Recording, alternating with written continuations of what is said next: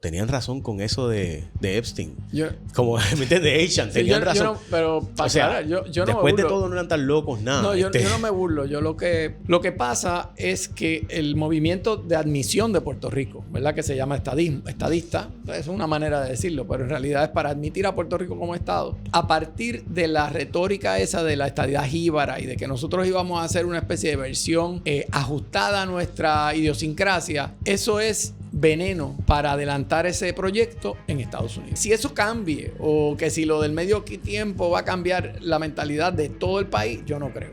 Yo creo que lo que demuestra es que está dividido el país. Y que la forma de adelantar ese proyecto no es diciendo me estás violando los derechos y con el argumento de la culpa, sino decir cómo yo contribuyo en este club. ¿Cuál es el fin? Nosotros lo que queremos es pagar taxes federales y decirlo abiertamente. Y así es como vamos a aportar. Y nosotros estamos apoyando a los Estados Unidos sin reservas. Hasta que eso no ocurra dentro del PNP y no un doble discurso de que aquí somos los más, tú sabes, y allá de pronto calladito, tiene que ser abierto. Pero no hay una coincidencia de circunstancias que permitan que uno diga que algo como la admisión de Puerto Rico como Estado se va a mover mientras estén los republicanos en el poder. Los demócratas es otro cantar, pero los republicanos... La historia mirará a Trump y dirá, you know what, he wasn't that crazy after all. Hay que decir varias cosas. Primero, a veces tú puedes lograr algo así, pero si en el camino destruiste todo un orden que de alguna manera funcionaba, pues hay que ver qué efectos va a tener eso. Romper un orden mundial y que se construya uno nuevo, un poco basado en los grandes poderes y el más fuerte. Dos, esa interpretación expansiva de Trump del International Emergency Economic Powers Act, que es lo que le permite a él decir yo no tengo que ir al Congreso para imponer estas tarifas porque viene fentanilo o porque es que aquí hay un problema de seguridad nacional, todo lo que él dice, pues eso él lo ha utilizado como una herramienta de poder geopolítico. Make America great again.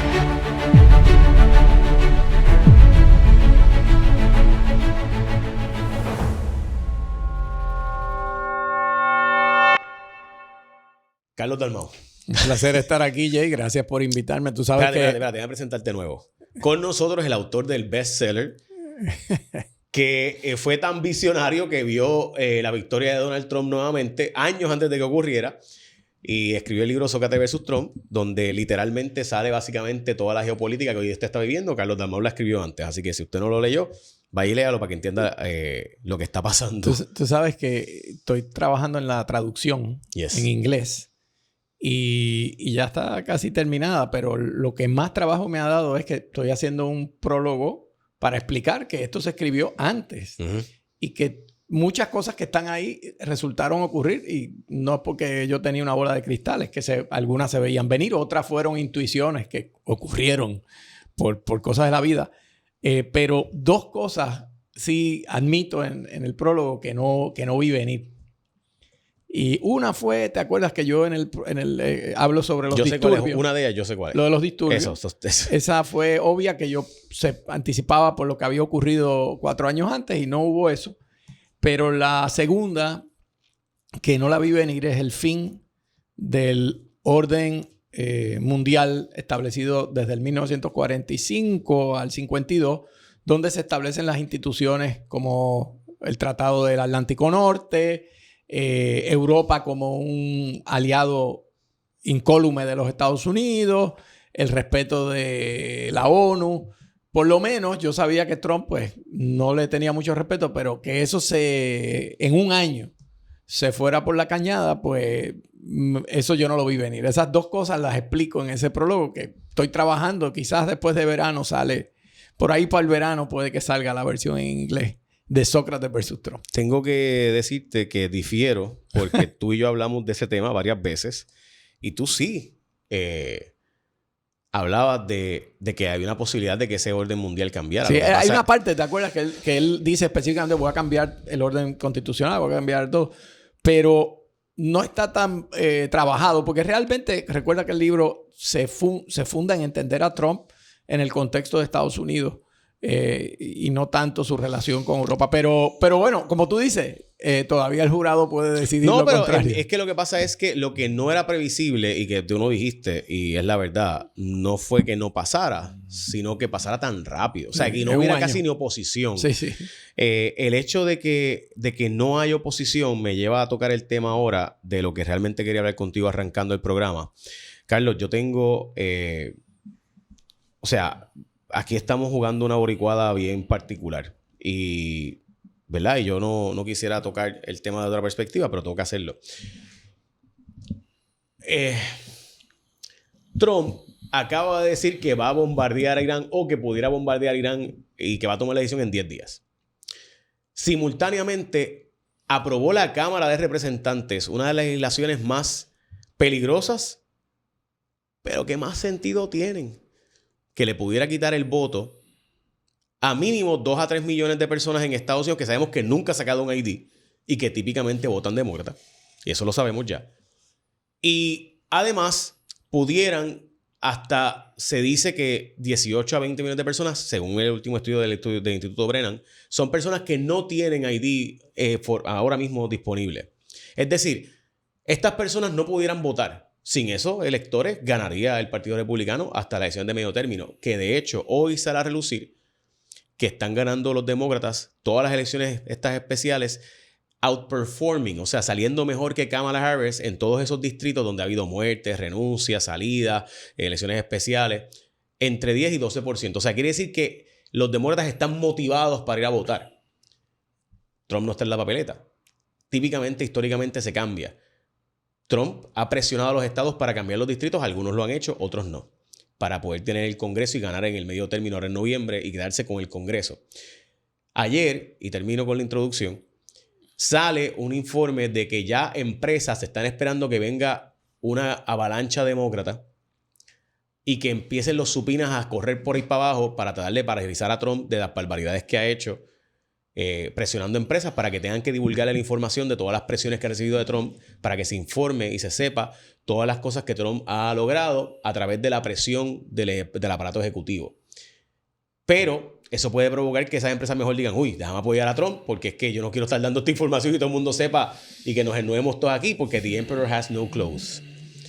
Carlos, en este nuevo orden mundial a punto de ir a una guerra con Irán, el presidente tiene una estrategia para ganar las elecciones y es disenfranchisement. La tiene. Vamos a explicarla por partes y luego hablaremos de Irán y lo que todo eso significa.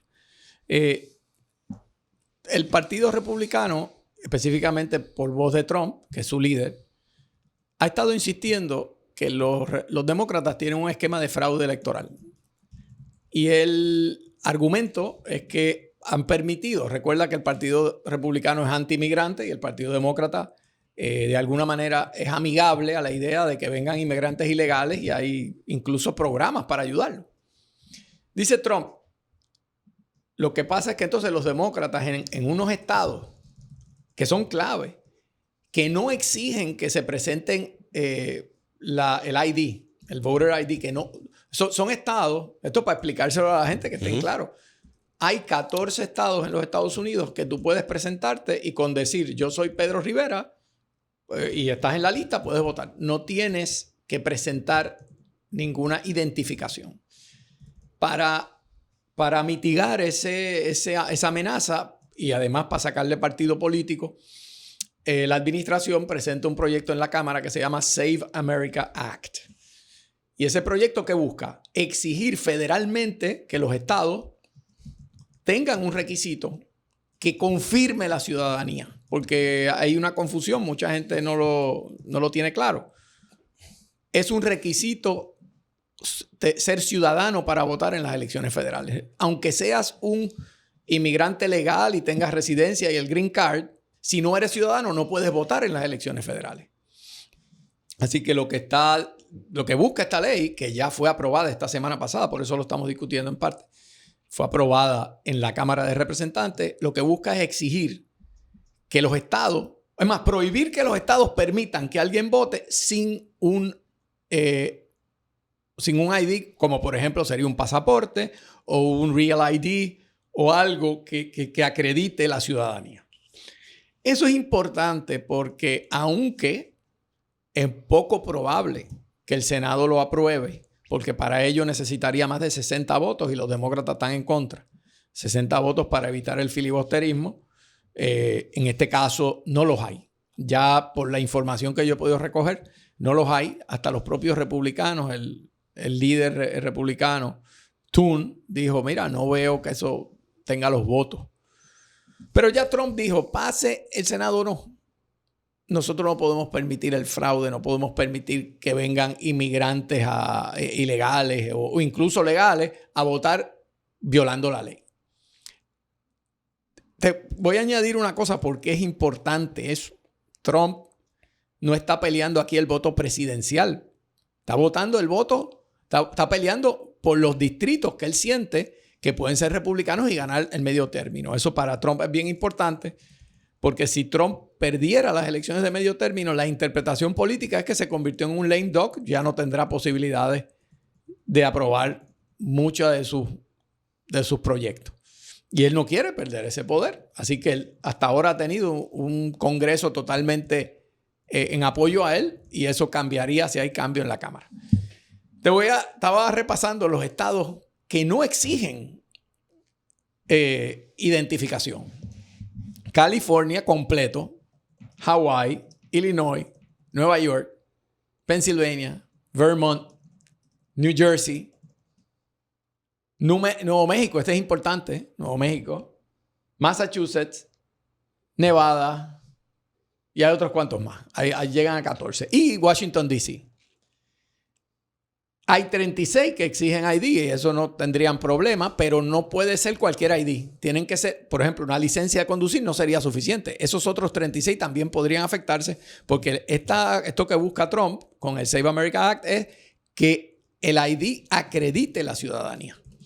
Es interesante que Puerto Rico es quizás la jurisdicción de Estados Unidos más rigurosa en exigir, porque no solo te basta tener una licencia de conducir, como en muchos estados, sino que tienes que tener una tarjeta electoral expedida en un periodo particular.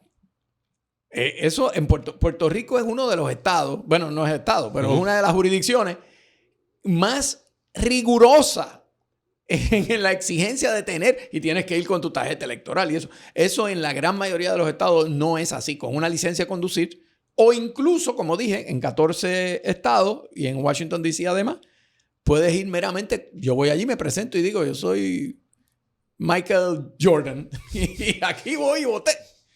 Claro, los demócratas dicen, Jay, bueno, no es así porque tú, mira que si te cogen te pueden acusar de fraude electoral y eso. Pero la ley esta pone como delito federal si violas o engañas en algunos documentos. Así que esa es la batalla que está cifrada. Y Trump ya dijo, si no hay una solución congresional, yo voy a buscar una solución de alguna manera. Aclaro esto para pasarte la bola. La Constitución de los Estados Unidos, en el artículo 1, dice expresamente que le delega a los estados. Los estados tienen la capacidad de decidir el momento, el lugar y la manera en que se lleva a cabo la elección. Pero además dice que el Congreso podrá intervenir y modificar esas reglas de los estados cuando entienda pertinente en cuanto a esos puntos. No para cualificar votantes, no para decir este votante sí, este no, pero para decir la forma, la manera. Y la forma en que se está interpretando es que esto es una de las formas de la manera. La manera es que tienes que ir con un ID, con una identificación que acredite tu ciudadanía. Si tú miras los estados, 12 de esos estados son demócratas. 12. O sea, no es casualidad.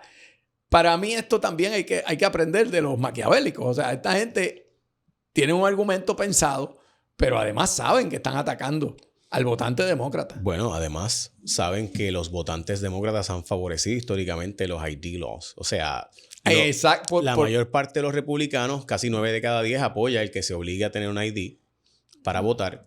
Y 7 de cada 10, 73% de la última encuesta que vi, plantea lo mismo del lado demócrata. Así que básicamente todo el mundo cree que es una buena idea que haya una forma de tú poder chequear si las personas son o no electores bona fide y ciudadanos bona fide.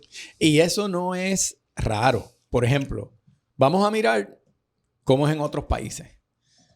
Nada, te asomas en Europa, por ejemplo, en UK, en España, Francia, en Italia, tienes que tener el carnet de identidad, o sea, el documento de identificación nacional que exige que tú presentes eso al momento que vas a votar. Si tú eres español y te presentas sin el documento de identidad, pues no puedes votar. Tienes que ir y decir, mira, este es mi documento de identidad. Y fíjate que en todos esos países, habiendo un tratado de Unión Europea, ya sabemos que el Reino Unido se salió, pero aún así, un español no puede votar en una elección general en Alemania o en Francia, porque todavía el voto se restringe a la ciudadanía, al ciudadano. Claro, hay unas excepciones. Por ejemplo, ese español podría votar en una elección local, municipal, en Alemania. Sí, pues el barrio donde te estás quedando, o a lo mejor en la zona, pues puedes votar ahí por el alcalde. Pero no puedes votar por el canciller, porque la idea es que el voto es para el ciudadano. Y eso viene desde los romanos. Había en el mundo romano, había el ciudadano sin sufragio, que era el ciudadano que no tenía voto, como por ejemplo pudo haber sido San Pablo. O los puertorriqueños son ciudadanos sin sufragio, no tienen voto federal, por ejemplo. Pero el ciudadano con plenos derechos tenía uno de sus derechos fundamentales, el derecho al voto. Por eso que tú describes, y por esta historia y por la práctica casi global, en Rusia tienes que presentar un carnet de identidad para lo que valga la elección rusa. Sí, o sea, casi en todos los países tienes que presentar una identificación. Y Trump había estudiado esto, claro, y ha planteado la federalización del proceso. Eso es lo que estamos hablando. Y estamos hablando de que eso le daría una probabilidad mucho mayor de que gane las elecciones de medio término, a pesar de que en los distritos están ganando por 10% actualmente los demócratas. Es decir, actualmente el overperformance versus lo que Kamala les dejó en las elecciones pasadas daría una ventaja bastante holgada para poder ganar de nuevo la Cámara. Hay 2 encuestas que dicen que el Senado también está en juego. Yo lo veo difícil, pero eso sería un game changer serio. Sí, y yo creo que va a depender de cómo esté la economía cerca de las elecciones. Yo creo que la economía, la economía no lo que dicen los economistas, no lo que dice el Wall Street Journal, el bolsillo, el costo de vida se ha convertido, yo creo que en Puerto Rico, en Estados Unidos, es uno de esos temas submarinos que está bien, bien fuerte.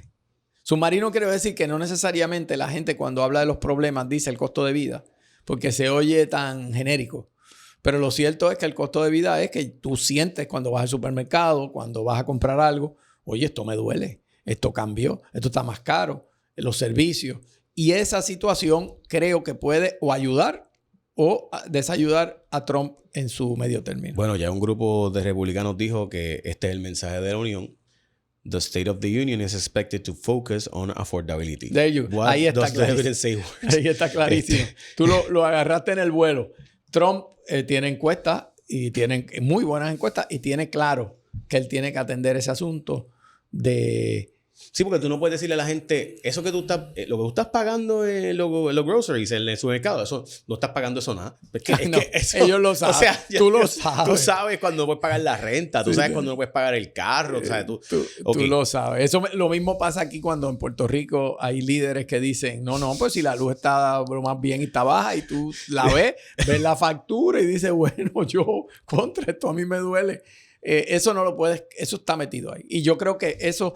Estás describiendo ahí el mensaje de unión que ocurrirá la semana que viene. Entiendo que el martes. Y va a ser un mensaje que va a revelar o dejar claro por dónde anda Trump en toda su campaña doméstica de aquí al medio término. Y me hace pensar, Carlos, que no va a atacar a Irán antes de eso. Pero esa es mi opinión. No sé. Yo creo que... Vamos. Bueno, pero ese tema... El State of the Union es el martes, ¿no? Es el martes. O sea, el mensaje de Estado de la Unión, darlo cuando estás en una guerra contra el Imperio Persa, está un poco loco, creo yo. No, y además, si la línea que tú has identificado, creo que, otra vez, tú eres el hombre de los datos y los encuentras, es que él quiere darle énfasis al tema de la affordability, que es básicamente el costo de vida. ¿Cuánto me estira el peso? Pues tú no te vas a matar tu propio mensaje porque definitivamente si hay un evento bélico, ese va a ser el tema. Ese va a ser el tema y nada de lo otro va a ser importante. A mí me hace sentido lo que tú dices, que él va a enfatizar en los próximos días el tema económico. Él ha hecho varias cosas, estoy hablando de Trump, ya es obvio que va a haber cambio y ya anunció al nuevo director que está proponiendo para el Fed, para la Reserva Federal, que es la entidad más importante para la disponibilidad de dinero. Uh-huh. O sea, si va a haber más dinero en la calle o menos dinero, el Fed tiene influencia.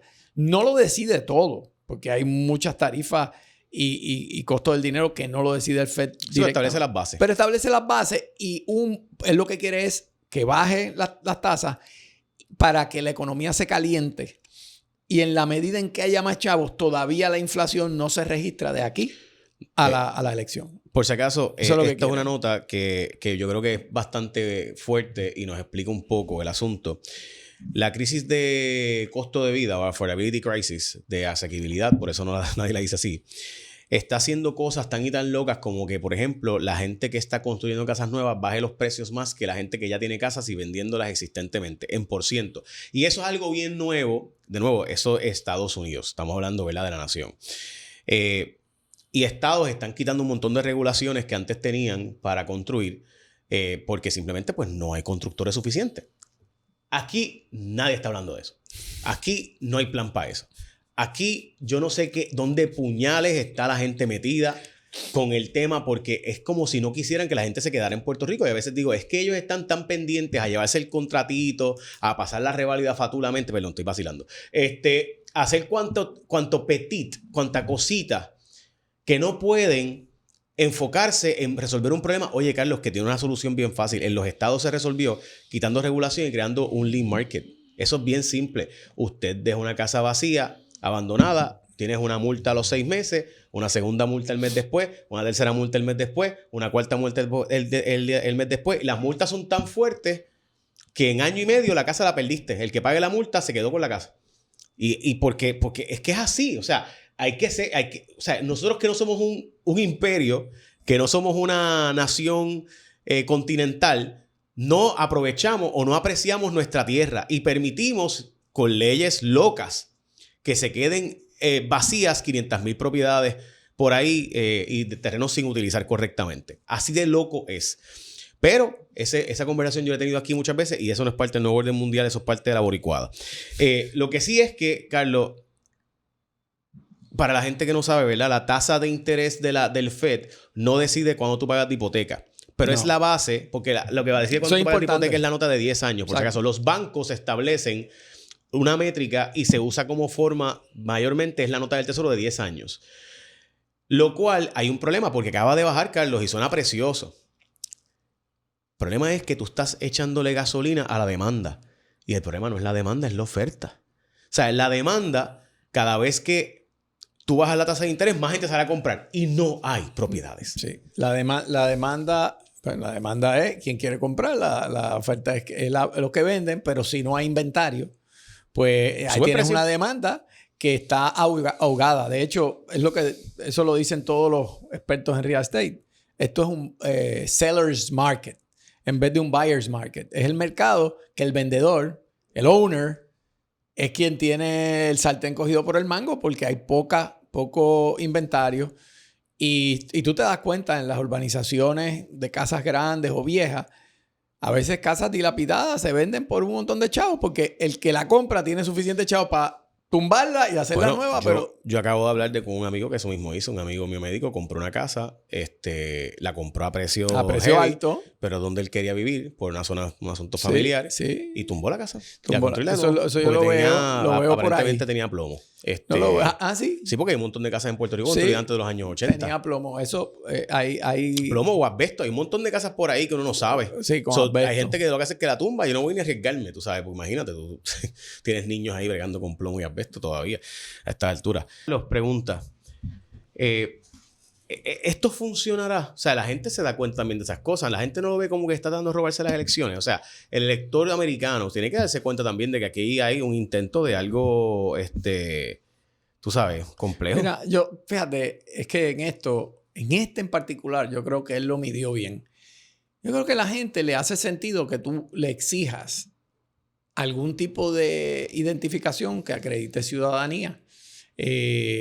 Porque, digo, en Puerto Rico, como te digo, es interesante, Jay. En Puerto Rico es una de las jurisdicciones más estrictas, porque en Puerto Rico no te es suficiente ir con una licencia de conducir o con ni siquiera el pasaporte, que acredita ciudadanía mejor que nada, ¿no? En Puerto Rico tú tienes que ir con la tarjeta electoral, que es un requisito porque sabes que Puerto Rico se convirtió en un estado bien intervencionista por miles de razones, por razones diversas.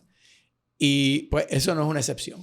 Sin embargo, en Puerto Rico, a pesar de toda la retórica, yo creo que en la gran mayoría de los procesos electorales no hay duda de que los que van son los que van. O sea, ha habido pues que si el voto adelantado y toda esa cosa, pero... Yo creo que el que vayan a ampliar el voto por correo va a traer esas dudas, pero nada.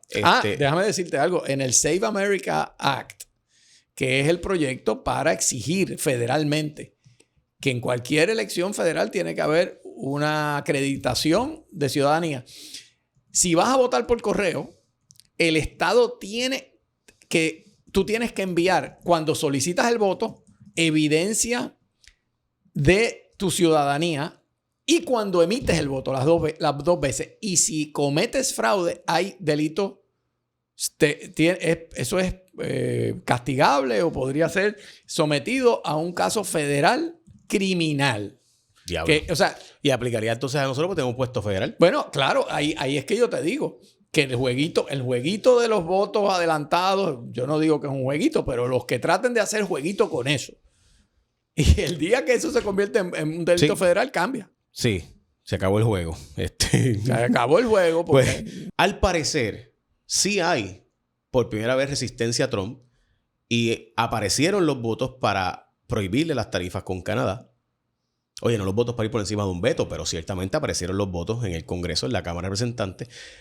No sé si el Senado va a tener, pero aparenta ser que puede tener los votos. O sea, literalmente el mismo día que se aprueba el exigirle que todo el mundo tenga un ID federal o un ID para votar en Estados Unidos para probar tu ciudadanía, el mismo día, de hecho, un par de minutos antes, se aprueba también el prohibirle a Trump que le ponga tarifas a Canadá o aranceles, lo cual a nosotros nos afecta directamente por el costo de vida. En nuestro caso, la comida, el cerdo, papas, madera, viene de Canadá.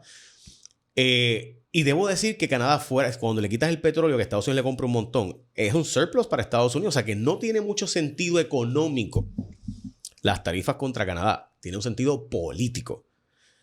Esa resistencia, Carlos, ¿es verdadera resistencia o es un bluff y todo el mundo está pensando en lo suyo en sus distritos congresionales?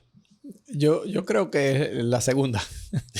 Yo creo que especialmente los republicanos, tienen una preocupación, lo he confirmado fuera de récord, ¿verdad? Y también lo que se ve por ahí, tienen una preocupación grande de que los demócratas le den más duro en las elecciones de medio término de lo que originalmente se pensaba. Y hay empresas en muchos de estos distritos que dependen de que ese comercio con Canadá funcione.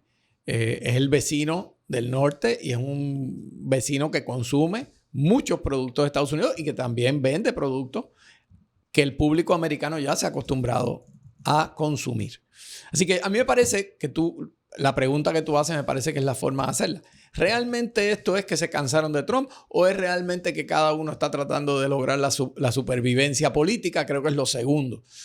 Que están tratando de ponerle un poco de freno a algunos de los efectos más fuertes, porque en el mundo del medio término, ¿verdad? Lo que es las elecciones de medio término, los legisladores se benefician cuando la economía y el presidente va bien, si es de tu partido, pero cuando hay una sensación que las cosas van mal, que el costo de vida está alto y que para colmo los productos que ellos que yo consumo están más caros y entonces yo no puedo tener negocios con Canadá. Esas cosas pueden cambiar la balanza para un montón de distritos. Entonces yo creo que ahí es que está la situación donde se complica. Yo te quiero hacer un comentario porque alguien me ha preguntado, ven acá, pero esto de federalizar las elecciones que está tratando Trump, de federalizar las elecciones, eso no viola el principio del federalismo, ¿verdad? Esa es la pregunta. Es una pregunta buena. Al estudiante que me la formuló, me la escribió. Y lo que quiero contestarle es que pues, el federalismo, todo el mundo sabe, hay dos espacios de soberanía. Está la soberanía del gobierno federal que se basa en la Constitución, pero los poderes son enumerados. Los poderes que no están enumerados, hay un principio residual que se queda en los estados. Y expresamente en el artículo 1 se establece que los estados son los que deciden dónde, en qué manera y cuándo se llevan a cabo los votos. Pero esa misma cláusula dice expresamente que el Congreso podrá revisar o modificar esas determinaciones cuando entiende pertinente. O sea que la propia Constitución le concede al Congreso, pero no se lo concede a Trump.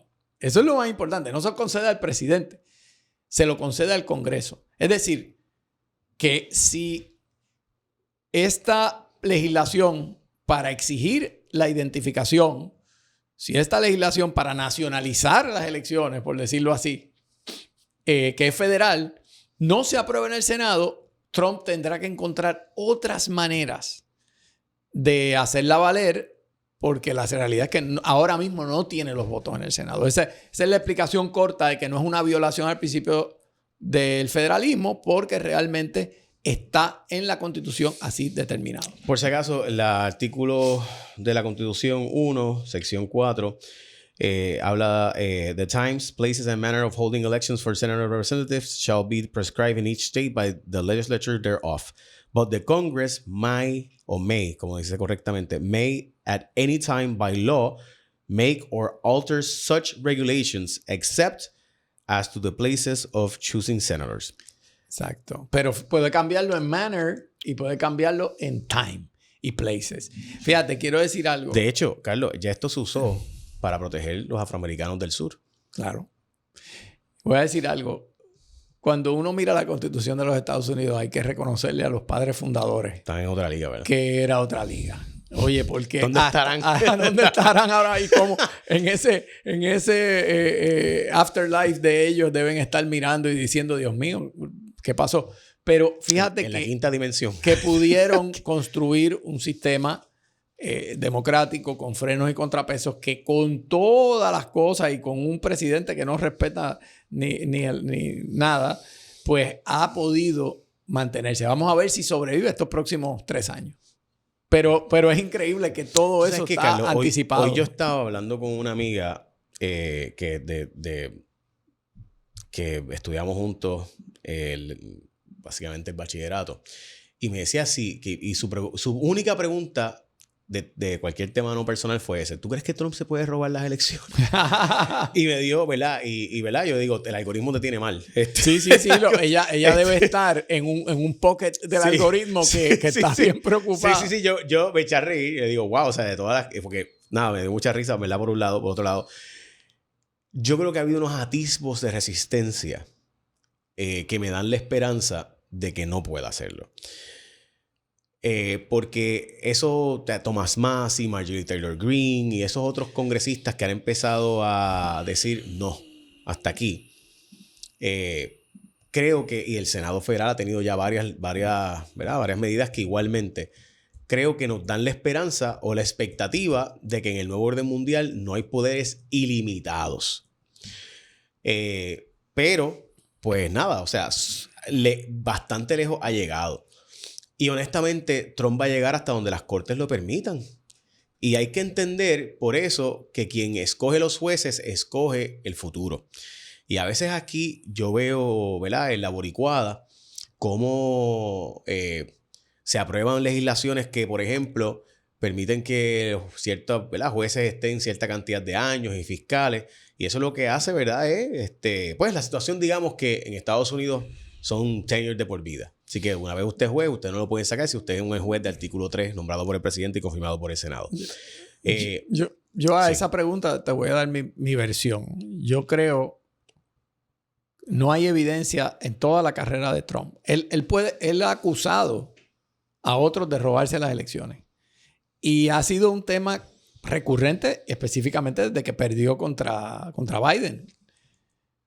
Pero no hay evidencia de que él tuviera en ningún momento un esquema para robarse él las elecciones. Esa es la pura realidad. Vamos a decir las cosas como son.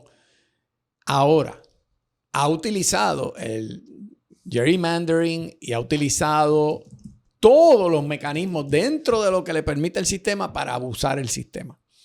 Y ahora el federalizar está todavía en la onda de es legal. O sea, si lo aprueba el Congreso, es la ley es una ley. Y él la firma.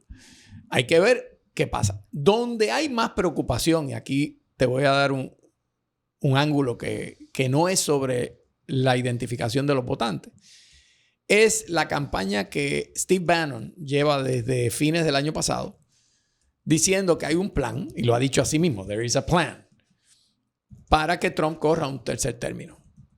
Y a pesar de que la enmienda, creo que es la 22, la 22, 22nd Amendment, prohíbe que un presidente aspire a un tercer término luego más de 2 veces. O sea, si ya fuiste 2 veces, no puedes volver. Y él ya, y él está diciendo, hay un plan, yo no lo voy a divulgar.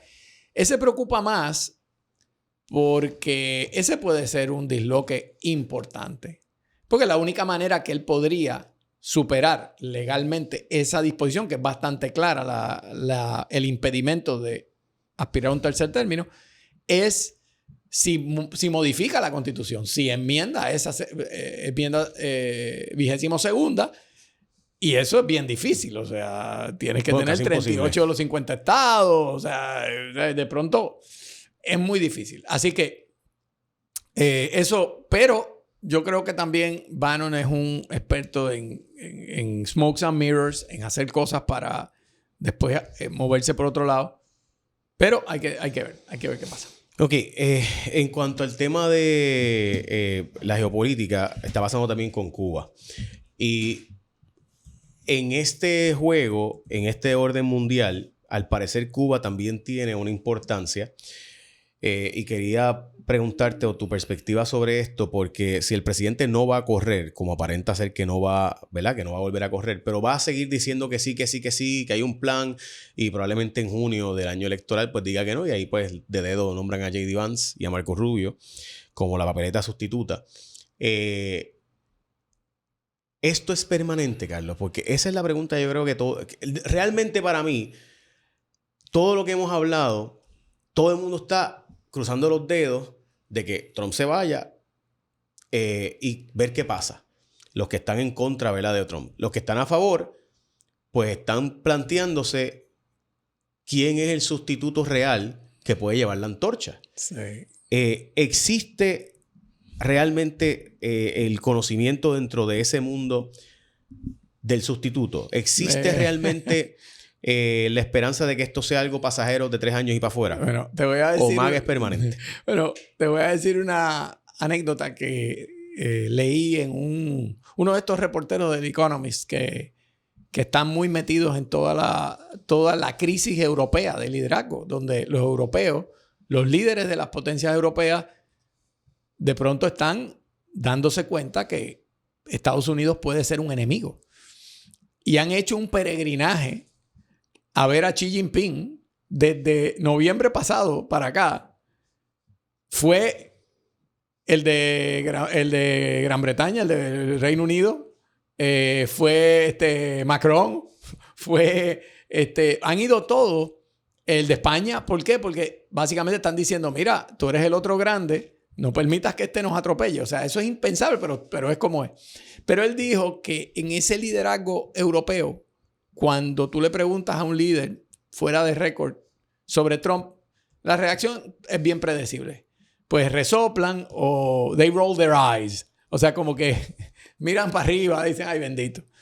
Pero cuando le preguntan por J.D. Vance, se quedan frisados. No saben qué decir. Y es que J.D. Vance es una figura en evolución, donde atacó en un momento dado, cuando era senador, atacó a Trump, decía que Trump era un fascista y decía una serie de cosas bien fuertes, y luego, para poder acomodarse, se ha convertido en uno de los grandes figuras que son enablers de Trump, son los que permiten que Trump haga lo que hace, y él está ahí aplaudiendo en esas sesiones de gabinete que son una especie de oda a la grandeza de Trump. Yo no sé si tú las has visto, pero el que no las ha visto, póngala. Que cada secretario se sienta ahí y dice, bueno, el presidente, lo primero que quiero reconocer que usted es el mejor presidente en la historia del mundo y ciertamente de los Estados Unidos. Y que Mount Rushmore vamos a tener que añadir una cabeza más allí. Y que gracias a usted, pues si es de salud, pues gracias a usted estamos más saludables, mejores, si estamos más seguros. O sea, es una especie... Pues Vance es uno de los que está ahí. La contrafigura de Vance es Rubio. Y digo contrafigura porque es Rubio. Pero no es que es un juego de good cop, bad cop. Permíteme hacer la pausa. Cuando regrese, hablamos con Leo Saad y León Borja también sobre ese tema de Irán y lo que tiene Irán como armas. Regresamos. Esto es WKQ 580.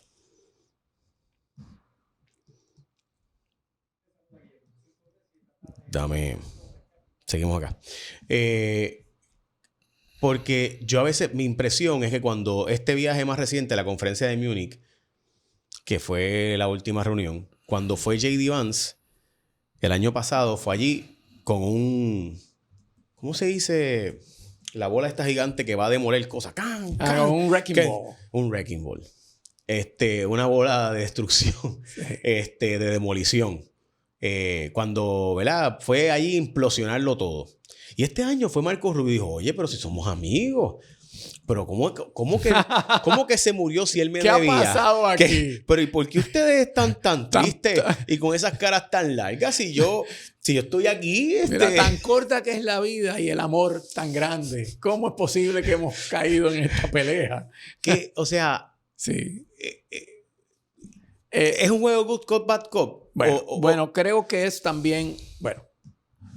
¿Es policía bueno o policía malo? Para que no saben, ¿verdad? Rubio es el más articulado y quizás el más educado. Quiero decir quizás porque yo no le he hecho un examen, pero de cómo él se expresa en asuntos de geopolítica por su trasfondo personal, por su trasfondo también como senador. Rubio es el más que comprende. Y Rubio es el más aceptable en sociedad en el mundo de los Republican Country Clubs. Por decir que ese mundo existe, pero es el mundo de los Country Club Republicans, que son aquellos que son los que se identifican con los Reagan, con Bush, con la mirada republicana, que nosotros tenemos una responsabilidad moral en el mundo. Que esto no es el más fuerte sobrevive y se acabó. Que Estados Unidos tiene una misión civilizadora. Y esa manera de verlo se le da muy natural a Rubio. No se le da natural a Trump, nunca se le ha dado natural. Y a J.D. Vance está más cerca de la retórica de Trump que la de Rubio. Pero, como tú dices, son parte del mismo equipo. Yo lo que creo es que Rubio está demostrándole al mundo y a esos republicanos, el día que se vaya Trump, no podemos poner un mini Trump. Tenemos que volver a una visión un poco más conciliadora porque esto no es sostenible. Cuando ya Alemania, Merz, el canciller alemán, dice, se acabó el orden anterior, el mundo basado en reglas, que nosotros seguíamos porque nos decían que así era como era. Ahora nosotros tenemos que armarnos. Y Alemania, históricamente, desde que existe como país unificado, que ocurrió a raíz de Bismarck, ¿verdad? El canciller Bismarck en el siglo XIX, a raíz de la unificación de Alemania, cada vez que Alemania se arma la grande. Se termina en guerra. Porque es un país con una herencia guerrerista industrial y se calmó luego de la Segunda Guerra Mundial por la debacle de los nazis y por la debacle de Hitler. Pero eso está ahí abajito. Tú dices, que te tienes que defender en 10 años. Bueno, Hitler en 10 años se convirtió en la potencia mundial de armamento. Carlos, Japón en 20 años se reconstruyó. O sea, Sí, o sea eso no que- es tan difícil. O sea, que nosotros... Ha habido precedentes. El efecto a largo plazo de la política de America First y cada uno por su lado y que cada uno arree, el efecto es que los países medios se van a armar y van a decir, nosotros tenemos que prepararnos porque el día que Rusia toque de aquí, Trump no me va a defender. Estados Unidos ya no es el policía de Europa y no es el policía del mundo. Eso para mí es irreversible. Es irreversible porque la mentalidad de Europa es, yo pensé que Trump era un ave de paso, pero volvió a ganar. Y ganó y vino peor. Así que ya esto no es reversible. Esta es la manera en que Estados Unidos comprende la geopolítica. Digo, o es un riesgo que no puedes correrte. Ok. No puedes correrte. Ok, pero Carlos, Porque estamos hablando de la supervivencia de los países. ¿y eso no demuestra que en el caso doméstico, cada vez que nos burlamos de los hermanos estadistas, y digo nos burlamos porque aquí todo el mundo se burla de los PNP? Yo no me burlo. No, pero me refiero, Sí, pero tú me dices refiero a la como- opinión pública. Sí. De que la gente que van allá a pitiyanqui, a suplicar, que no entienden, qué sé yo, no hace que... es como QAnon. Oye, no, tenían razón con eso de Epstein. Yo, Como, ¿me entiendes? Echan, sí, tenían yo razón. no- pero para O sea, aclarar, yo no después me de burlo. todo no eran tan locos, nada. No, yo no me burlo. Yo lo que he dicho, y ya que abres la puerta, pues comparto mi pensamiento. Lo que pasa es que el movimiento de admisión de Puerto Rico, ¿verdad? Que se llama estadista, es una manera de decirlo, pero en realidad es para admitir a Puerto Rico como Estado.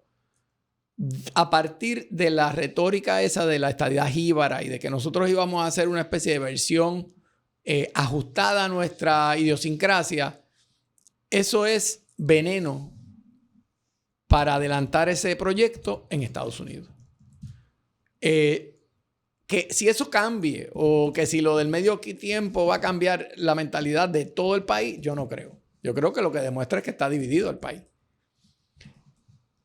Y que la forma de adelantar ese proyecto no es diciendo me estás violando los derechos y con el argumento de la culpa, sino decir cómo yo contribuyo en este club. ¿Cuál es el fin? Nosotros lo que queremos es pagar taxes federales y decirlo abiertamente. Y así es como vamos a aportar. Y nosotros estamos apoyando a los Estados Unidos sin reservas. Hasta que eso no ocurra, por lo menos dentro del PNP, y no un doble discurso de que aquí somos los más,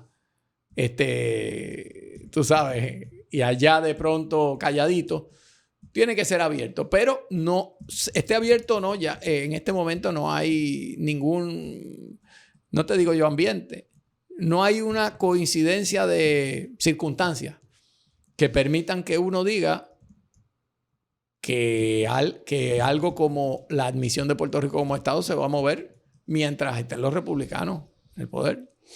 Los demócratas es otro cantar, pero los republicanos. Y esa es la ironía del estadista republicano en Puerto Rico, que lo es por tradición o lo es por lo que sea. Pero mientras los republicanos controlen el gobierno, aunque por otro lado también hay maneras de verlo. La estadidad se ha convertido como en estas iglesias, esas iglesias que es mañana que viene, pero no hoy, hoy págame el diezmo y seguimos para adelante. Y se ha convertido en una aspiración amorfa hacia el futuro, pero mientras tanto estamos administrando lo que hay aquí, no hay problema. La razón por la cual planteo eso es porque yo creo que parte de lo que no entienden esos grupos, pero primero, parte de los que se burlan, que yo sonrío, ¿verdad? Cuando la gente se burla de los grupos estadistas y qué sé yo. Yo me burlo del papelón que hacen algunos ¿verdad? De la boricuada sin estudiar Estados Unidos. Sin estudiarlo, cómo hacerlo, ¿verdad? Eso de que tú vas para allá de la forma en la que alguna gente va, pues sí, o sea, eso es risible.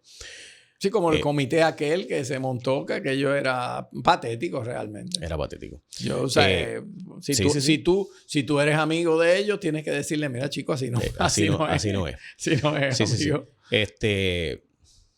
No, nada. Ok. Pero, por otro lado, la verdad es que el orden mundial cambió y mi perspectiva es ¿por qué a Estados Unidos le convendría darle la estadidad a Puerto Rico? O sea, ¿para qué darle 5 congresistas y 2 senadores? Pues no hay una razón que no sea que políticamente los demócratas piensan que van a obtener una ventaja electoral. Ahí está. Esa es la única razón. Asegurar el Senado, de pronto, con D.C. y Puerto Rico tienes 4 senadores más. Esa es la única. Y aseguras también los nombramientos del Supremo que vienen. Y Esa es la mentalidad bien pirata de... bueno, eso es lo que dijo el congresista que los otros días. Dijo que Bad Bunny demostraba que aquí era un culto al gayismo y lo que había era un zarpafuerismo. de Tennessee. Literalmente eso fue lo que dijo, Carlos. Literal, así. Pero la verdad es que esa gente están fuera de la onda. Si tú miras el mundo entero, hasta Pedro Sánchez en una presentación en las Cortes citó a Bad Bunny.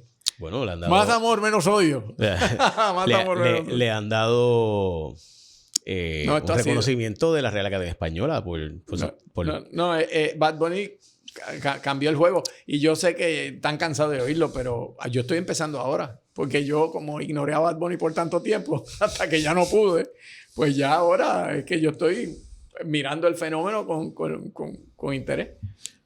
Pero... bueno, Carlos, para que tengamos la idea, encuestaron a Bad Bunny en CNN para ver cuál era más popular en Estados Unidos y le ganó a Trump. Nada. Bueno, o sea, la gente lo quería más que a Trump. Carlos, tengo un último punto que sí quisiera hablar contigo y terminamos porque sé que tienes otros compromisos. Pero esto es bien rápido, por si acaso. Yo tengo la impresión de que se está jugando el juego de las tarifas y que es posible que la Corte Suprema acabe de bajar, que no acaba de bajar todavía, con la decisión de que Trump no puede poner las tarifas de la forma en la que las ha puesto. Y él insiste en que las tarifas han sido la clave para poder lograr a los acuerdos de inversión billonarios y trillonarios que ha logrado, esa es la verdad, ha logrado un acuerdo trillonario.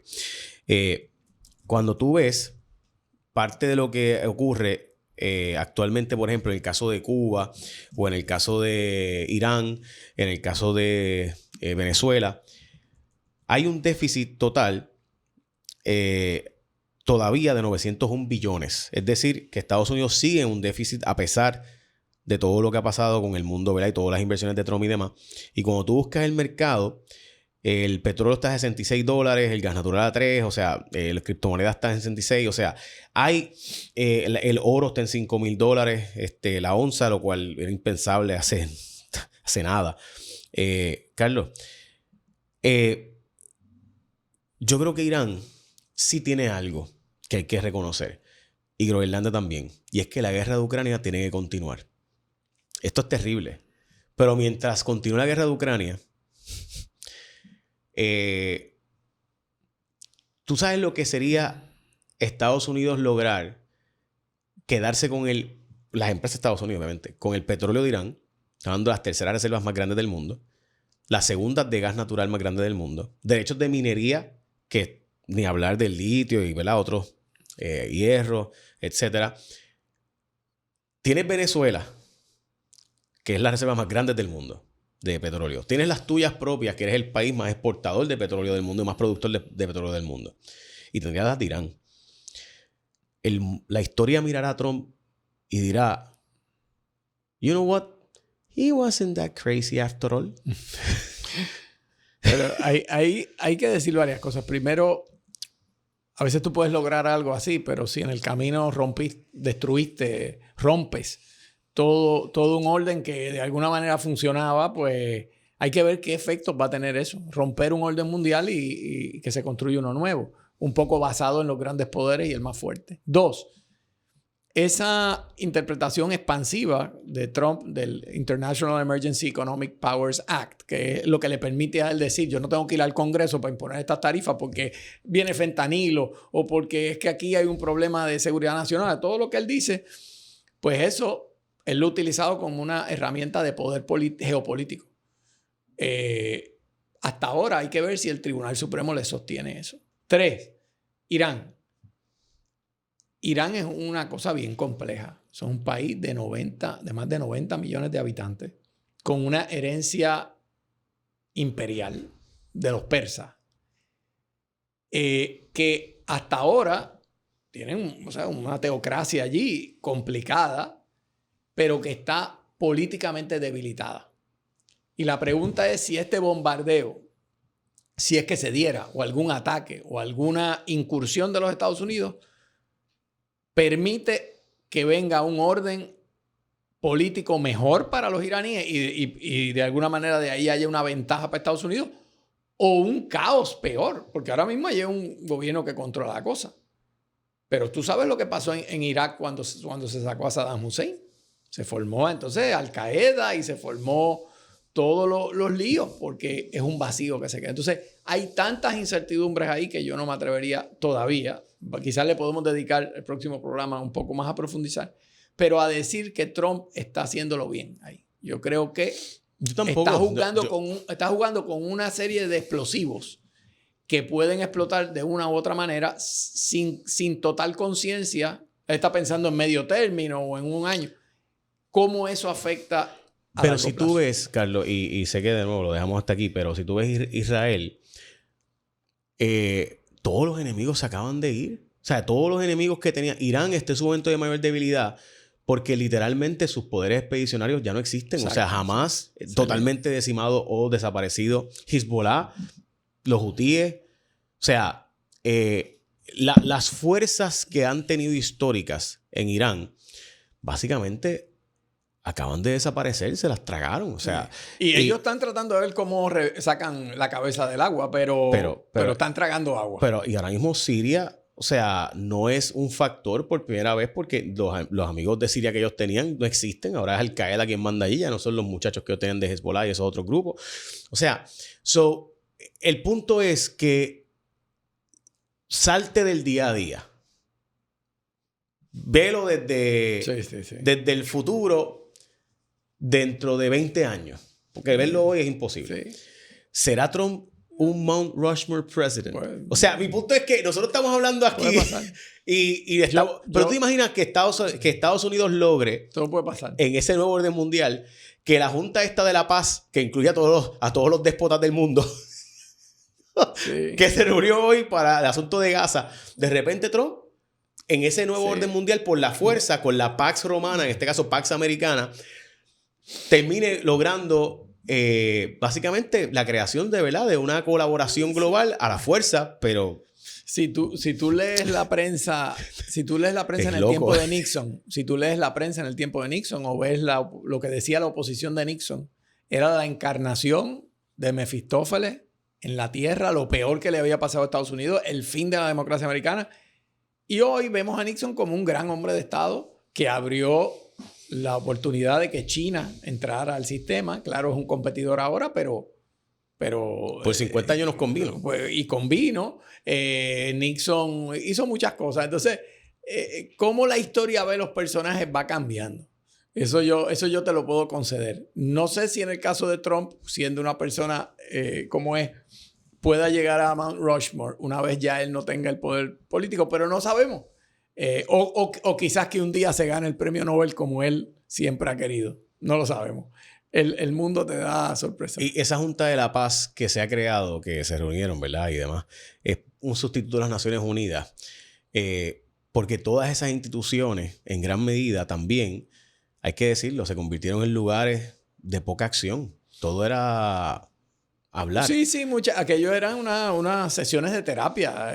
Yo estuve en la ONU varias veces y la realidad es Oye, que... la terapia es importante. Sí, pero, la terapia es importante. Pero hay que tomar decisiones. Y te escuchan con mucha pleitesía y te sientes importante porque, Dios mío, aquí están los representantes. Pero luego te das cuenta que como mecanismo para evitar guerra o para sostener un sistema tan frágil como el que hay, ya ha dejado de funcionar. Así que eso es lo que hay. Carlos, por último, ahora sí. Epstein. Eso es una bomba que no se acaba de... Eso sigue explotando. Eso es como los terremotos que Mira, sigue. Pam Bondi dijo, ya publicamos todo. Y después salió el Congreso diciendo, pero es que ¿cómo que publicaste todo? Si todo lo que tú dices que es confidencial y secreto no lo acabas de publicar, ¿por qué tú crees? O sea, yo estoy seguro que de repente decir, esto es clasificado. Todo lo que tiene que ver con Trump, que de verdad era escandaloso, está clasificado. Eso no tengas duda. En contra de interés nacional. Secreto de Estado. Sí. Pero... Dijo Trump por no decir Howard Lutnick, o sea, todos los otros que se han mencionado. Eso... O sea, todo lo que no conviene, pues... eso todavía va a dar de qué hablar y o sea, impresiona lo que, o sea, el nivel de sucio y de estiércol que sigue despidiendo ese evento que mucha gente pensaba, pues es una cosa de un individuo ahí. No, pues los tentáculos de esa operación, imagínate, se han llevado enredado hasta Deepak Chopra, se han llevado enredado a Noam Chomsky, profesor. Peter Attia, se han llevado enredado al príncipe lo acaban de... Al príncipe Andrew lo arrestaron. Yo estoy convencido de que Epstein era un agente de inteligencia porque las cosas que él tenía ahead of things, o sea, antes de que, por ejemplo, él estaba hablando con grupos trans para fomentar el apoyo de investigaciones sobre el tema, desde mucho antes que esto fuera un tema político. Dices, pero ¿y cómo él sabía que esto iba a ser un tema político y que iba a ser tan divisorio? O sea, hay una línea que, para decirte, cuando él conoce a Bannon y empiezan como a conspirar juntos, yo creo que él le escribe a Bannon una línea que dice, por eso, si imagínate que Trump se entere que tú y yo estamos trabajando juntos, eso lo va a poner a sudar o algo en esa onda, lo puedes buscar. Y me dejó claro que él sabía la capacidad que él tenía de influir behind the scenes. Y Bannon, pues, que también es un maquiavélico del más alto nivel, pues se juntaron dos y dijeron... y yo creo que Trump, viendo eso, típico Trump, empezó a decir que esto es un issue de los demócratas, pero ya eso ha explotado y esa explosión sigue. Mientras él sea presidente, de él no va a salir mucho. Eso es lo que... Seguridad nacional. Seguridad nacional. Seguridad nacional. Ay, virgen. Y por si acaso, para los que no saben, hay un artículo completo de ese tema sobre la relación Epstein y el exdirector de campaña de Donald Trump, Steve Bannon. Así que ahí está el artículo, pueden buscar. Hay un artículo completo. Bueno, hay muchos artículos, pero hay uno completo que te dice todas las conversaciones. Así que busquen lo que está interesante y a la misma vez fuerte. Por si acaso, esto no es solo un escándalo sexual. Y eso es importante entenderlo. Gracias, Carlos. Un placer. Esto es un nuevo Hasta la Orden próxima. Mundial.